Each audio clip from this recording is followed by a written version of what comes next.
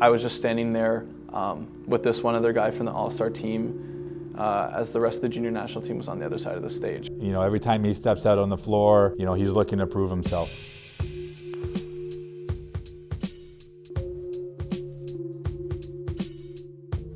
So the National Team Challenge Cup is basically a tryout for the junior national team. And going into it, you know that they're going to select the junior national team for that summer that's going to compete for the World Championships or for a spot at the World Championships. So going into that tryout for the Team Ontario, I knew that we had a lot of good kids coming in. We had guys from, I think, 7 different university teams on that team, 4 of which were from Ryerson. And it ended up 4 guys from Ryerson that year were on the starting lineup for the Team Ontario team. Our tryout process for Team Ontario is we have a weekend-long open tryout where we select athletes, and then we invite 48 of those athletes back to a week-long tryout where we then select 24 athletes. And Adam made it through both of those tryouts. I knew right away, just from watching him play, that he was really athletic and that he was really talented. The tournament went really well. We ended up winning every single game. We didn't drop a set the whole tournament.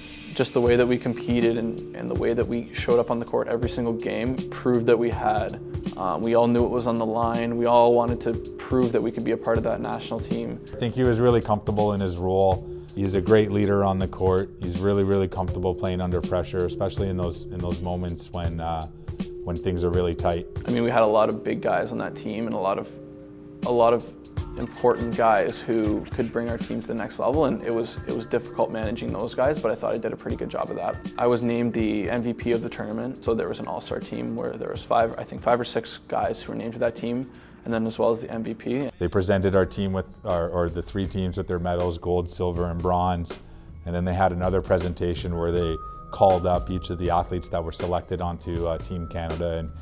And they started naming the all-stars for the tournament. So they called up the 5 or 6 all-stars for the tournament, and then they called the MVP, who was myself.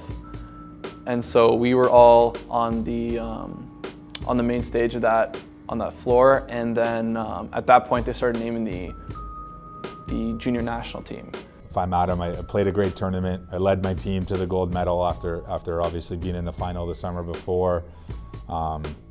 You know, he must have been thinking that he was on the team. And so one by one they were naming people, and then the crowd was applauding them, and they'd walk up onto the stage on the other side of the stage. So as they named people, I saw all the all-stars going, and then I found out that I wasn't going to be named to that team, and I was one of the only 2 people on that all-star team who weren't named to that junior national team.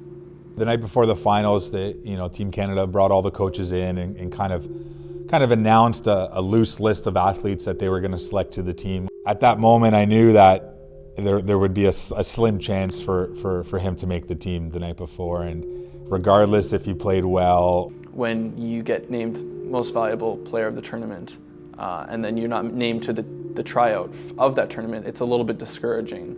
Being cut from that national team obviously has fueled me to compete to the best of my ability at Ryerson and in the OUA. Of course, I'm always trying to prove people wrong. I'm always trying to prove that I deserve to be on that team. I think that this year I'm going to have a good opportunity to do that with the squad that we have and just the abilities that we have. I think people are going to be surprised by the Ryerson team that we bring to the court this year.